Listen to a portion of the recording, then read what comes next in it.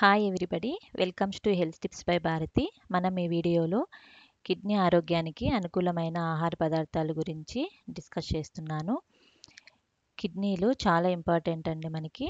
కిడ్నీలు రక్తాన్ని వడపోసి దానిలోనే వ్యర్థాలను వేరు చేసి వాటిని యూరిన్ ద్వారా బయటికి పంపిస్తాయి. అందుకే మనము ఆరోగ్యంగా ఉన్నాము. కిడ్నీలు సరిగ్గా పనిచేస్తేనే ఇతర అవయవాలు మనకి బాగా పనిచేస్తాయి. కిడ్నీ సమస్యలు ఉన్నవారు ఆహార విషయంలోనూ మరియు పానీయాల విషయంలో కొన్ని జాగ్రత్తలు తీసుకోవాలి. అప్పుడే మూత్రపిండ సమస్యల నుంచి మనము త్వరగా బయటపడవచ్చు.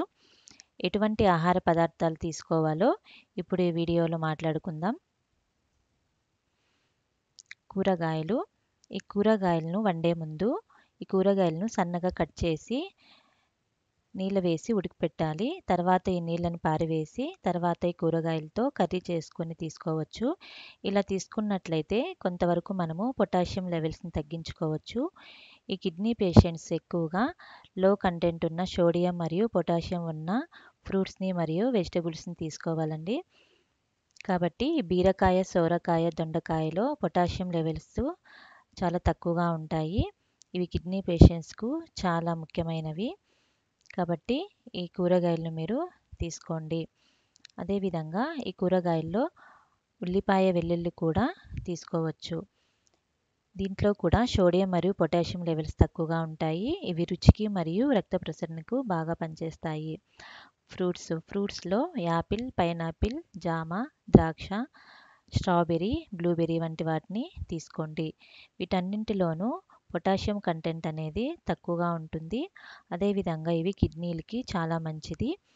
ఈ ఫ్రూట్స్ని ఎక్కువ మోతాదులో మీరు తీసుకోండి. ధాన్యాలు. వీటిలో రైస్ మరియు దీంతో పాటు గోధుమ రొట్టె, సజ్జలతో చేసిన రొట్టెలు కూడా మీరు తీసుకోవచ్చు. డాక్టర్ సూచించిన మేరకు మాత్రమే ఉప్పు మరియు నీటిని తీసుకోవాలి.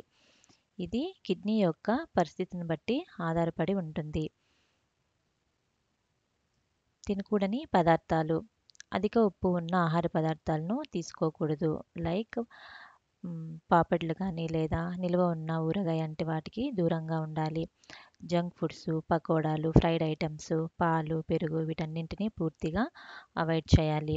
అరటి, బంగాళదుంప, టమోటా, అదేవిధంగా బీట్రూటు, మాంసం, చేపలు, గుడ్లు వీటన్నింటికి కూడా మీరు దూరంగా ఉండాలి.